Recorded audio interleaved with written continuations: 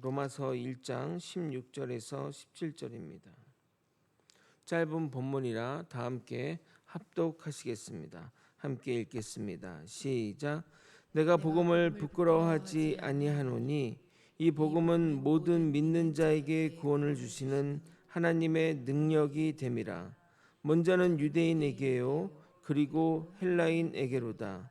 복음에는 하나님의 의가 나타나서 믿음으로 믿음에 이르게 하느니 기록된 바 오직 의인은 믿음으로 말미암아 살리라 함과 같으니라. 아멘. 사도 바울은 자신의 사명이 하나님의 부르심을 따라 이방인을 복음 안으로 끌어들이는 것임을 로마 교회 성도들에게 알리면서 로마 성도에 대한 감사를 전합니다. 그가 로마 교회 성도들에게 감사를 표하는 이유는 목회자가 없음에도 불구하고 홀로 신앙을 잘 지켜왔기 때문입니다. 그래서 사도 바울은 로마를 방문하여 그들을 경고하게 하려고 노력을 많이 했지만 길이 열리지 않아서 갈 수가 없었기에 너희를 위한 기도를 끊이지 않고 하고 있다고 말씀하고 있습니다. 사도 바울은 자신이 로마 교회에 방문하는 목적을 세 가지 이유를 들어 설명하고 있습니다. 신령한 은사를 나눠주어 믿음을 견고하게 하려는 목적과 서로 위로함으로써 안위를 얻기 위해서, 그리고 많은 열매를, 다른 교회들처럼 많은 열매를 얻기 위해서입니다. 바울이 이렇게 하려는 근본 이유는 자신이 복음의 빚진 자이기 때문이라고 고백합니다. 그런데 이 빚은 그들에게 빚진 것이 아니라 하나님께 빚진 것입니다.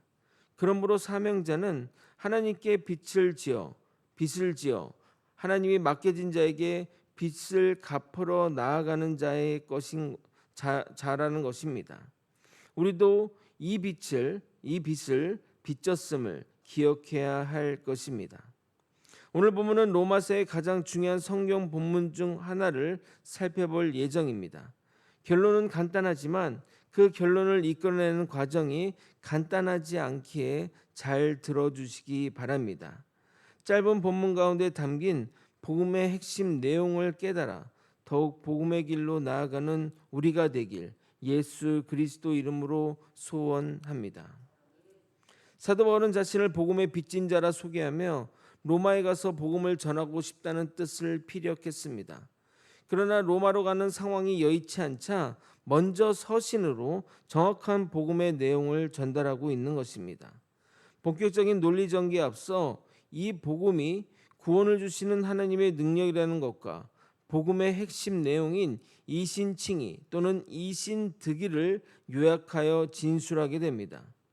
그러므로 앞으로 살펴볼 이 두 절이 로마서의 주제를 가장 간략하게 전달해 주고 있는 것이라는 겁니다. 사도 바울은 자신이 전하는 복음을 부끄러워하지 않는다고 말하고 있습니다. 16절 상반절입니다. 내가 복음을 부끄러워하지 아니하노니. 듣는 사람에 따라 바울이 복음을 부끄러워하지 않는다는 표현이 너무 소극적인 표현이 아니냐 생각할 수 있습니다. 그러나 다수가 기독교를 모르고 그들에게 낯선 복음을 전하는 일이 쉽지 않기에 그 심정을 담아 부끄러워하지 않는다고 표현한 것이지, 실제적 의미는 복음을 자랑스럽게 여긴다는 의미인 것입니다. 그런데 왜 이렇게 표현한 것일까요? 과거 예수님이 제자들에게 자신의 말을 부끄러워하지 말라고 하셨던 것을 염두에 두고 하는 말일 수도 있고, 너희 중에 복음 전하기를 부끄러워하는 자들이 있는데 그것을 염두에 두고 하는 말일 수도 있습니다.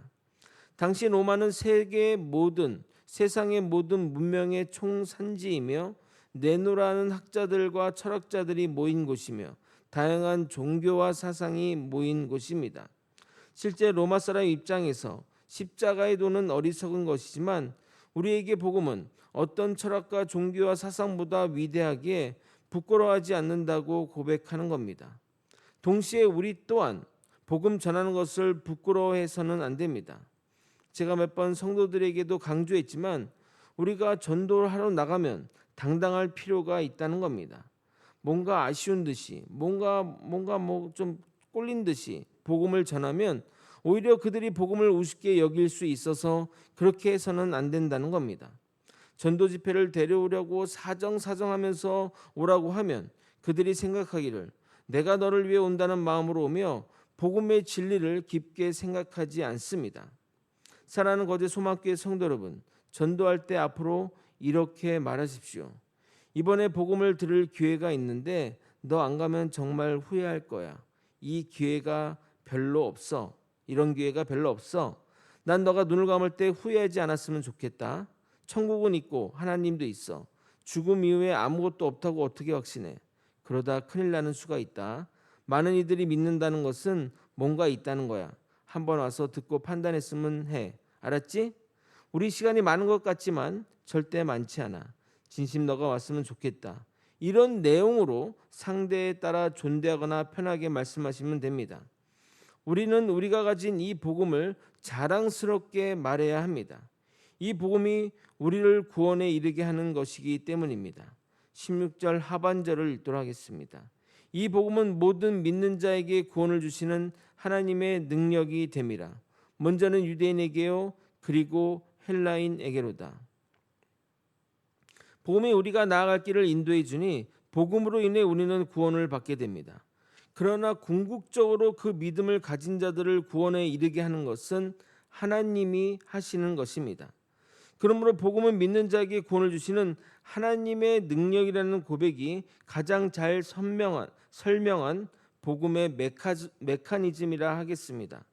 즉 복음이라는 매개를 통해 하나님이 우리를 구원에 이르게 하시는 것입니다. 우리가 복음을 믿을지라도 하나님이 구원하지 않으신다면, 우리를 구원해 주지 않으신다면 아무런 의미가 없다는 것입니다. 그런데 이 복음이 처음에는 유대인에게 전파되었습니다. 그들이 복의 근원이 되어 온 세상 온 민족으로 이 복음을 전파하길 바라서 그렇게 그 민족을 택하신 것입니다.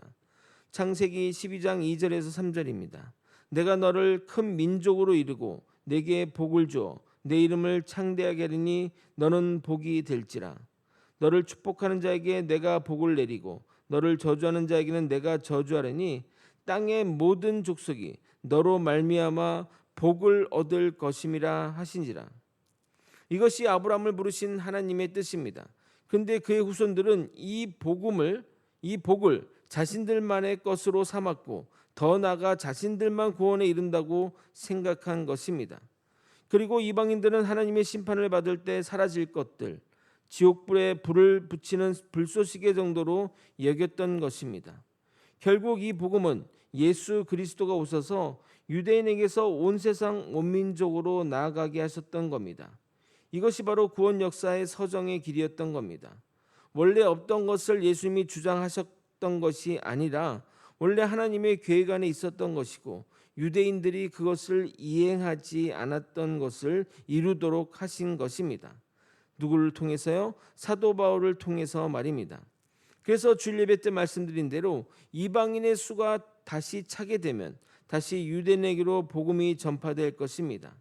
아직 그들이 예수를 단지 선지자 중에 한 사람 또는 광인으로 여기지만 그들도 결국 예수를 메시아로 받아들일 것입니다. 이제 17절을 보도록 할 것인데 조금 내용이 어렵습니다. 결론은 쉽지만 과정은 어렵습니다.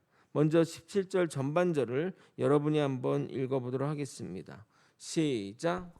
복음에는 하나님의 의가 나타나서 믿음으로 믿음에 이르게 하나니. 이것을 이해하려면 먼저 단어 정의부터 해야 합니다. 하나님의 의에서 이 의는 헬라어 디카이오시네로서 헬라 문화권에서는 사회적 정의, 법률적 정의에 쓰이는 단어지만 수식어가 하나님이기에 다르게 해석해야 됩니다. 일반적으로 하나님의 의란 죄인을 심판하시는 하나님의 공의를 나타내나 여기서 말하는 하나님의 의는 하나님과 인간이 바른 관계를 맺는 것을 말하는 것으로 두 글자로 정의하자면 칭의라 하겠습니다. 하나님 우리에게 대속의 제물로 예수 그리스도를 보내셨고 그리스도를 통해 구속되었기에 그것을 믿는 자를 의롭다고 하셨습니다. 즉 의로워서 의로운 것이 아니라 의롭다고 칭해 주셨다는 겁니다. 그래서 이 의는 하나님이 죄인을 의롭게 하시는 칭의를 말하는 겁니다. 그리고 이어지는 나타나서를 살펴보겠는데 이 단어도 참 심오합니다. 이 단어의 헬라어 아포칼립테타이로서 감춰진 것이 드러났다 또는 덮은 것을 제거했다라는 의미로 한동안 감춰있던 진리가 드러난 것을 말합니다. 여기 잘 들으십시오. 여기서 의견이 갈리게 됩니다. 복음의 진리가 이제 드러났다고 말하는 학자들이 있고 이것은 예수 그리스도의 탄생을 말하는 것이라고 주장하는 학자들이 있습니다. 즉 문자적으로 하나님이 우리를 인간을 의롭게 하는 칭의가 예수 그리스도의 대속으로 인해 실효적으로 이루어졌기에 감추어진 것이 드러나게 되었다는 의견과 이 하나님은 예수 그리스도를 말하는 것으로 예수님이 탄생함으로써 감추었던 그것들이 드러나게 되었다고 말하는 것입니다. 다시 한번 이 의를 하나님의 의를 하나님의 칭의로 해석하는 의견과 또 하나의 의견은 이 하나님의 의를 예수 그리스도로 해석하는 의견이 있다는 겁니다. 그런데 둘 중에 어떤 해석을 따라도 전혀 문제되지 않습니다. 결국 하나님의 의는 예수 그리스도의 완성이 되는 것이고 예수 그리스도가 옴으로써 이 복음이 완성되었기에 하나님의 의를 예수로 해석하든 하나님의 예수 그리스도가 오심으로써 우리에게 주어지는 칭의로 해석하든 문제될 것이 없다는 겁니다. 오늘은 여기까지 살펴보도록 하겠습니다. 다음에는 다양한 학자들의 의견과 더불어 구체적으로 내용을 살펴보도록 하겠습니다. 말씀을 정리하겠습니다. 사도 바울은 복음을 전하는 일에 부끄러움이 없었습니다. 왜냐하면 이 복음이 죽어가던 자들을 살리는 구원의 복이었기 때문입니다. 우리는 이 복음을 믿음으로써 우리에게는 살 길이 열리게 된 것입니다. 그런데 이 복음은 하나님이 해주셔야만 완성이 되는 것이기에 복음은 하나님의 능력인 것입니다. 우리도 이 복음을 믿음으로 구원의 축복을 누려야 할 것입니다. 이 복음의 역사는 먼저 유대인에게 전파되었습니다. 그들에게 다른 민족으로 복음을 전파하는 사명이 하나님이 주셨으나 그들은 자신의 것만으로 여기며 다른 이들에게 복음을 전하지 않았던 것입니다. 결국 복음이 유대인을 넘어 이방인에게 넘어간 것입니다. 이 복음에는 그동안 감춰진 하나님의 의가 있었는데 예수 그리스도가 이 땅에 오심으로 그 하나님의 의가 드러나게 되었고 이 의로 인해 우리가 의롭다함을 받고 구원의 길로 나아가게 된 것입니다. 우리 모두 복음의 진리를 깨닫고 예수 그리스도를 구원자로 믿음으로써 하나님이 예비하신 축복을 누리며 살아가는 우리 모두가 되시길 예수 그리스도 이름으로 축원드립니다. 기도하시겠습니다. 하나님 아버지, 복음의 진리를 정확하게 깨달아 우리가 예수 그리스도로만 구원받는다는 사실을, 이 예수 그리스도가 우리의 구원임을, 그 복음임을 깨닫게 하여 주시옵소서. 오직 우리는 예수 그리스도만 구원받는 존재임을 더욱더 깊이 깨달아 예수를 구주로 삼고 살아가는 주의 백성 될 수 있도록 역사하여 주시옵소서. 이 모든 것 우리 주 대신 예수 그리스도 이름으로 기도드리옵나이다. 아멘. 주기도